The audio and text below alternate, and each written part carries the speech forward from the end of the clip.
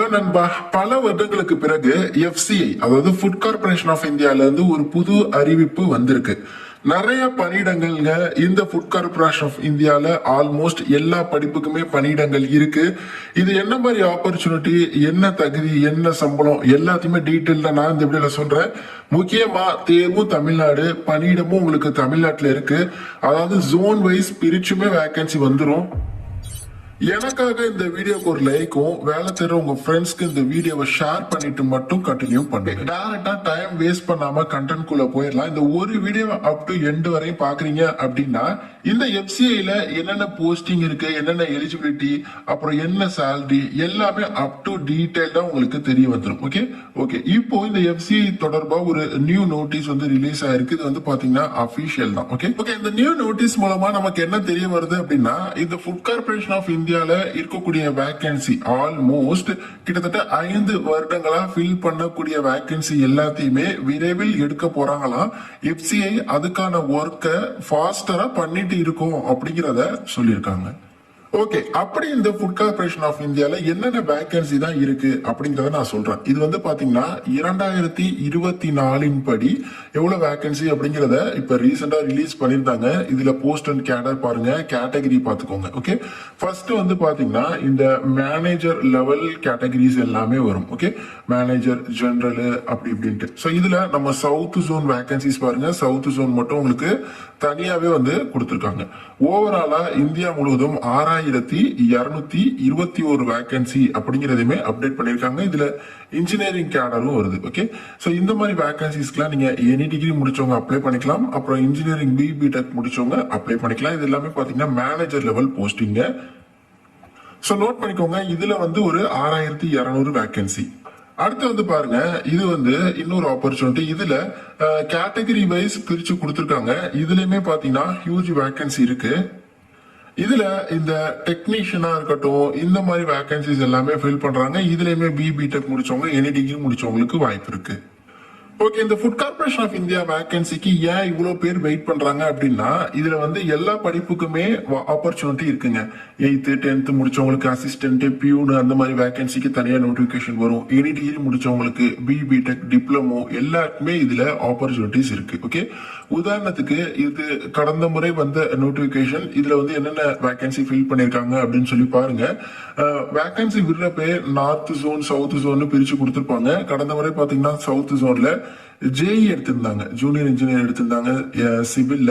அப்புறம் ஸ்டெனோ வேகன்சியா இருக்கட்டும், AG 3 general இந்த வேகன்சியை நோட் பண்ணிக்கோங்க. இது வந்து ஒரு சூப்பரான ஆப்பர்ச்சுனிட்டி. அப்புறம் அக்கௌண்ட்ஸ், டெக்னிக்கல், டெபார்ட் இந்த மாதிரி வேகன்சியுமே வந்து பாத்தீங்கன்னா உங்களுக்கு எடுத்திருந்தாங்க கடந்த முறை. இந்த முறை கிட்டத்தட்ட ஒரு 5 வருஷத்துக்கிட்ட ஆயிருச்சு புதுசா ரெக்ரூட்மெண்ட் விட்டு. அதனால வேகன்சி இன்னுமே வந்து உங்களுக்கு அதிகமா இருக்கும். இப்ப ரீசெண்டா ஒரு நோட்டீஸ் ரிலீஸ் பண்ணியிருந்தப்போ அப் டு 33,000 வரையும் வேகன்சி இருக்கு அப்படிங்கறத சொல்லியிருந்தாங்க. இதுல இந்த ஜூனியர் இன்ஜினியர் வேகன்சிக்கெல்லாம் பிடெக் சிவில் இன்ஜினியரிங் முடிச்சவங்க அப்ளை பண்ணிக்கலாம். இல்ல ப்ரோ நான் டிப்ளமோ தான் முடிச்சிருக்கேன் அப்படின்னா டிப்ளமோ முடிச்சிருந்தாலும் தகுதி, பட் 1 year எக்ஸ்பீரியன்ஸ் கேட்கறாங்க. பிடெக்னா எக்ஸ்பீரியன்ஸ் தேவையில்ல, ஃப்ரெஷர்ஸ் அப்ளை பண்ணிக்கலாம். ஸோ இதுல வரக்கூடிய அந்த junior engineer vacancy civil, electrical என்னென்ன இருக்கோ அதுக்கு பிடெக்கோ இல்ல டிப்ளமோ பிளஸ் 1 year எக்ஸ்பீரியன்ஸோ அப்ளை பண்ணிக்கலாம். ஸ்டெனோகிராஃபருக்கு வழக்கமான எலிஜிபிலிட்டி தான், எனி டிகிரி முடிச்சிருக்கணும். பிளஸ் ஸ்டெனோ வந்து பாத்தீங்கன்னா உங்களுக்கு இங்கிலீஷ்லயும் உங்களுக்கு வந்து பக்காவா தெரியணும். அதே மாதிரி பாருங்க, ஏஜி ஜெனரல் இதுக்கெல்லாம் வந்து பாத்தீங்கன்னா graduate degree in any discipline apply பண்ணிக்கலாம். ஓகே, இதெல்லாம் பாத்தீங்கன்னா தான் உங்களுக்கு வந்து அந்த உணவுத்துறை, பாதுகாப்பு அந்த அதிகாரி அது ரிலேட்டட்ல உங்களுக்கு பணியிடங்கள் இருக்கும். அடுத்து ஏஜி அக்கௌண்ட்ஸ், இதுக்கு வந்து bachelor degree in commerce, BCom முடிச்சவங்க அப்ளை பண்ணிக்கலாம். அப்புறம் ஏஜி டெக்னிக்கல் இருக்கு. இது வந்து ஃபுட் கார்பரேஷன் ஆஃப் இந்தியா வேகன்சியா இருக்கிறதுனால இங்க டெக்னிக்கல்னா இந்த ஃபுட் ரிலேட்டட், அக்ரிகல்ச்சர் ரிலேட்டட் இதுதான். ஓகே, வழக்கமா வேற டிபார்ட்மெண்ட்ல பாத்தீங்கன்னா டெக்னிக்கல்னா சிவில், மெக்கானிக்கல் அந்த மாதிரி இருக்கும். பட் இங்க டெக்னிக்கல்னா பிஎஸ்சி அக்ரி முடிச்சவங்களுக்கு வாய்ப்பு இருக்கு. அப்படி இல்லைன்னா பிஎஸ்சி வந்து இதுல ஏதோ ஒன்றுல முடிச்சவங்களுக்கு, அப்புறம் பிடெக் வந்து food science and technology, agriculture, Biotech இதுல ஏதாவது ஒன்று முடிச்சவங்களுக்கு வாய்ப்பு இருக்கு. அதே மாதிரி ஏஜி டெபார்ட் பாருங்க, இதுவுமே வந்து பாத்தீங்கன்னா எனி டிகிரி முடிச்சவங்களுக்கு வாய்ப்பு இருக்கு. அப்புறம் ஹிந்தி இருக்கு, அது நமக்கு தேவையில்ல. ஸோ இது வந்து பாத்தீங்கன்னா ஒரு நோட்டிபிகேஷன் இதே மாதிரியே ரிலீஸ் பண்ணுவாங்க. ஆன்லைன் எக்ஸாமினேஷன் இருக்கும் உங்களுக்கு வந்து ஃபேஸ் 1 ஃபேஸ் 2 அப்படின்னு சொல்லி. ஃபேஸ் 1 வந்து பாத்தீங்கன்னா வழக்கமா ஒரு வங்கி தேர்வுக்கு என்ன சிலபஸோ அதே மாதிரியே தான் இருக்கும். ஃபேஸ் 2 வந்து பாத்தீங்கன்னா உங்களுக்கு ஆன்லைன் எக்ஸாமினேஷன் தான். ஃபேஸ் 2 அப்படிங்கிறது ரெஸ்பெக்டிவ் பேப்பர் தொடர்பா இருக்கும், அந்த டெக்னிக்கல் எக்ஸாம்ஸ் தொடர்பா இருக்கும். ஓகே, அந்தந்த போஸ்ட் தொடர்பா அது தொடர்பா உங்களுக்கு வந்து கேள்விகள் இருக்கும். நோட்டிபிகேஷன் ரிலீஸ் ஆகட்டும், நான் டீட்டெயிலா என்னென்ன படிக்கணும் என்னென்ன விஷயங்கள் எல்லாத்தையுமே சொல்றேன். இப்போதைக்கு நீங்க இந்த ஓல்டு நோட்டிபிகேஷன்லாம் எடுத்து வச்சு பாருங்க.